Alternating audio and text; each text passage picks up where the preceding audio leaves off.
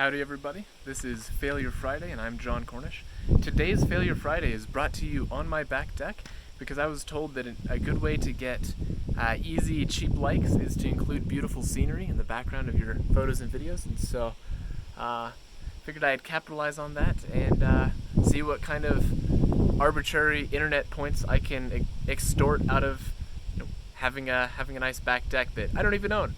So great, let's get started. So today, I'm going to dig into the recesses of my mind to talk about a memory from my childhood. And so a little bit of background. I was bullied a fair amount growing up. I know, surprising. Somebody as eclectic as me, why would anybody not accept me, right? And let me preface this by saying I don't need psychiatric help.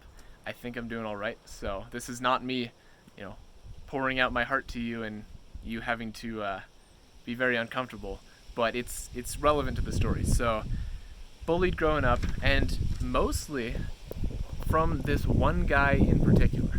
And hopefully, the wind isn't coming into the mic too much. But anyways, it was this one guy in particular, and it was this group of friends that I would hang out with. Well, group of friends that would sometimes accept me and let me participate in what they were doing, but at the same time, whenever there was fun to be made fun of, I was usually the target.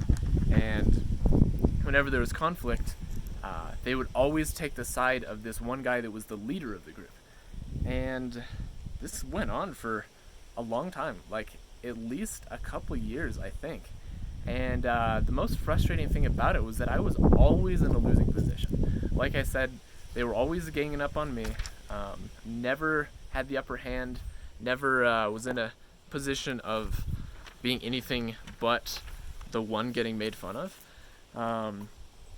And I was too slow at the time to ever have a good comeback, to actually stand up for myself, so never really felt like I was, either part of the group or that I could stand on my own. So this, like I said, continued on for a long time until this one day in class, we had this interesting group activity. It was some kind of like leadership or trust building exercise to learn how to like instruct other people. And all I remember is that we had the choice of whether or not to be nice and to be fair to the person we were leading, or to be like totally inhibitive to the process that they were trying to complete. And I don't know why that was an option. That seems kind of crazy to give elementary school students a choice on whether or not they're going to be nice to their fellow classmates. My experience, obviously, was that elementary school students can be pretty vicious, and so I don't know why I was given freedom of choice in that area. But that's the story. And so, what did I choose to do?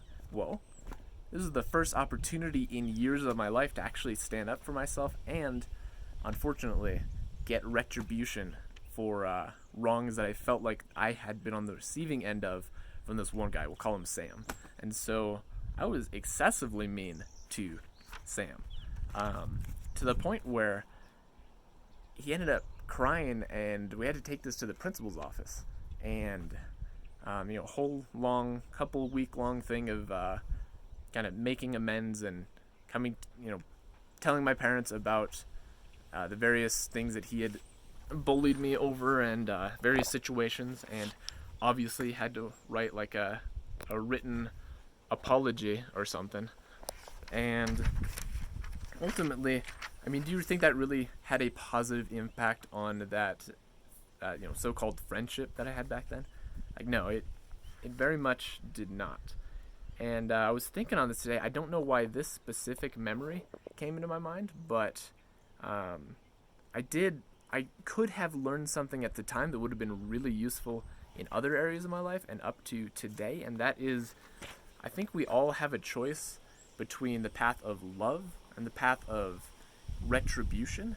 And obviously that day I chose the path of, I am going to take out my negative emotions on this guy that has caused me harm and has not been fair to me, when I could have realized that maybe there are other things going on in his life maybe he doesn't have a perfect home situation. Maybe he doesn't have a perfect situation with his siblings or his parents.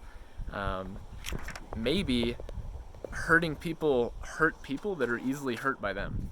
That's a quote, I think, from John Maxwell or some other famous leadership author and speaker that I think pretty well captures that. Is that if you're hurting, if your situation isn't perfect, um, you tend to not be fair and accepting to other people. And so, what I would encourage you to do is when you're given that choice between actually showing someone some love and trying to be a friend instead of taking out all of your negative emotions on somebody, that you choose the path of love. Because if I had done that, maybe I could have still been friends with this Sam guy to this day.